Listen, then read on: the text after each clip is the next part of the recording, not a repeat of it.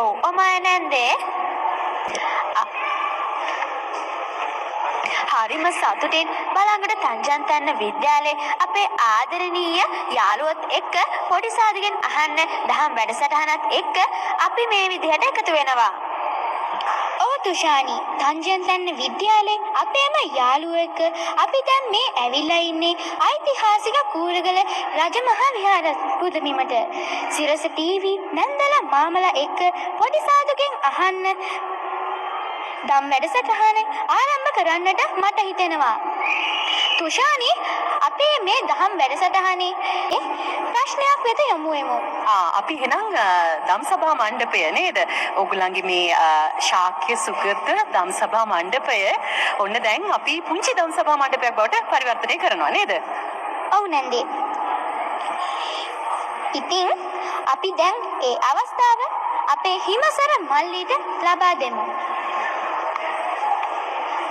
හිමසර ඉක්මනට ප්‍රශ්න අහන්න.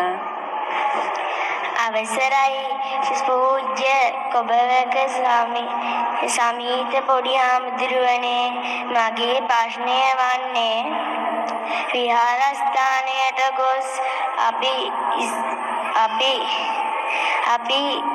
වන්දනා කරන ස්ථාන තුන පිළිවෙලින් අපට පහදා දෙන්න පුළුවන්ද පොඩි හාමුදුරුවනේ? ඔව්, සියලු දෙනාටම තෙරුවන් සරණ ප්‍රාර්ථනා කරනවා.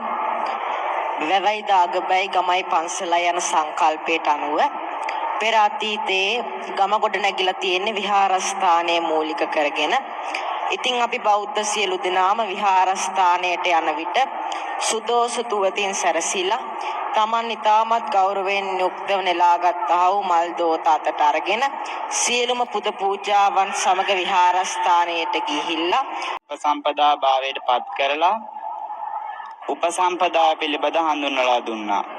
ඉතින් මේ ආදී වශයෙන් මුන්වහන්සේලාගේ වැඩම වීමත් සමග තමයි අප ශ්‍රී ලංකා දීපය තුල උතුම් බුදුරජාණන් වහන්සේගේ ශ්‍රී සද්ධර්මයේ ප්‍රතිෂ්ඨාපනය කරේ.